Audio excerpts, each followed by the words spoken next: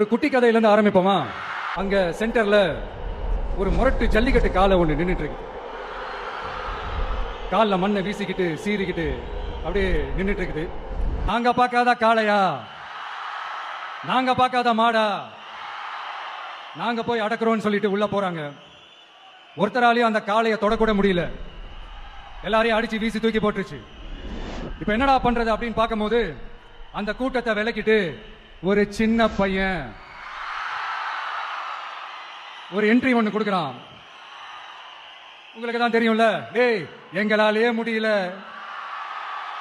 நீ எல்லாம் என்னத்தை போய் கிளிக்க போற, எங்களுக்கு அவ்வளவு அனுபவம் இருக்குது, நாங்களே அடிபட்டு ஓரமா படுத்து கிடக்கிறோம், இவன் விளையாட்டு தனமா ஏதோ பண்ணிட்டு கிடக்கிறான், பாவம் அந்த காலை கிட்ட போய் அடிபட்டு சாவ போறான், பச்சா பையன், அந்த பையன், இந்த பையன், அண்டர் எஸ்டிமேட் பண்ண அந்த சின்ன பையன் எதுவுமே காதலியே போட்டுக்காம 2 பாக்கெட்லையும் கையை விட்டுக்கிட்டு ஸ்டைலா கெத்தா உள்ள போறான். ஒரு ஸ்டெப் எடுத்து வைக்கிறான், அந்த காலை அப்படியே சீறிக்கிட்டே நின்றுட்டு இருக்குது. இன்னொரு ஸ்டெப் எடுத்து வைக்கிறான், காலை அப்படியே சீறிக்கிட்டே முன்னாடி வருது. மக்கள் எல்லாரும் பதட்டத்தோட அப்படியே பார்த்துட்டு இருக்காங்க. இன்னொரு ஸ்டெப் எடுத்து வைக்கிறான், காலை அப்படியே முட்டை வரும்போது பாக்கெட்டுக்குள்ள மறைச்சு வச்சிருந்த 2 புல்லுக்கு காலை கிட்ட காட்டுறான்.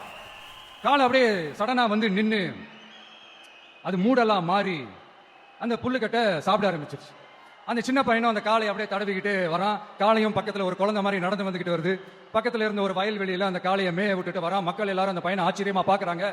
அந்த அடிபட்டு கிடந்த அந்த அனுபவசாலிங்க அங்க ஒரு பெரியவர் வரார். வந்து அந்த பையன் கிட்ட கேட்கிறாரு, எப்படிப்பா இப்படி ஒரு முரட்டு காலை சீறிட்டு நின்றுட்டு இருந்தது, எப்படி அந்த காளையை அடக்கணும் அப்படின்னு கேட்டதுக்கு அந்த பையன் சொல்றான், ஐயா எனக்கு அந்த காளையை பார்த்தா கோவமா இருந்த மாதிரி எல்லாம் எனக்கு தெரியல, அந்த காலை பசியோட இருந்த மாதிரி இருந்தது, அதனாலதான் அந்த புல்லுக்கட்டை காமிச்சவன ஓகே நமக்கு தேவையானது கிடைச்சிருச்சு அப்படின்னோடனே அந்த புல்லுக்கட்டை சாப்பிட்டுட்டு நம்மளோட அப்படியே ஜாலியா வாக்கிங் வந்துருச்சு அப்படின்னு சொன்னான். இதை கேட்ட அந்த பெரியவர் சொன்னாரா, இந்த சின்னவங்க பெரியவங்க அனுபவம் இருக்கிறவங்க அனுபவம் இல்லாதவங்க இதெல்லாம் விஷயமே கிடையாது. யாரா இருந்தாலும் அந்த சூழலுக்கு ஏத்த மாதிரி அந்த சிச்சுவேஷனுக்கு தகுந்த மாதிரி என்ன பண்ணி அந்த ப்ராப்ளம சால்வ் பண்றான், ஏது பண்ணி அந்த ப்ராப்ளம சால்வ் பண்றான், அதுதான் விஷயமே, அதுதான் மேட்ரு. சோ நீ சூப்பர்ப்பா, என்ன ப்ராப்ளம் வந்தாலும் நீ சால்வ் பண்ணிடுவ அப்படின்னு முதுகுல தட்டி கொடுத்துட்டு அந்த பெரியவர் போறார். இப்போ அந்த கதையில அந்த முரட்டு ஜல்லிக்கட்டு காலை தான் நம்ம தமிழ்நாட்டு அரசியல் களம், அந்த பெரியவர் தான் நம்ம தமிழக மக்கள். அந்த பாக்கெட்டுக்குள்ள ஸ்டைலா தில்லா கெத்தா ஒருத்தன் உள்ள வந்தான் பாருங்க, அவன் தான் நான் இல்ல, நானு நீங்க நாம எல்லாருமா சேர்ந்து மாபெரும் மக்கள் சக்தியா இருக்கக்கூடிய நம்ம டிவிக்கு. அதுதான் அந்த சின்ன பையன்.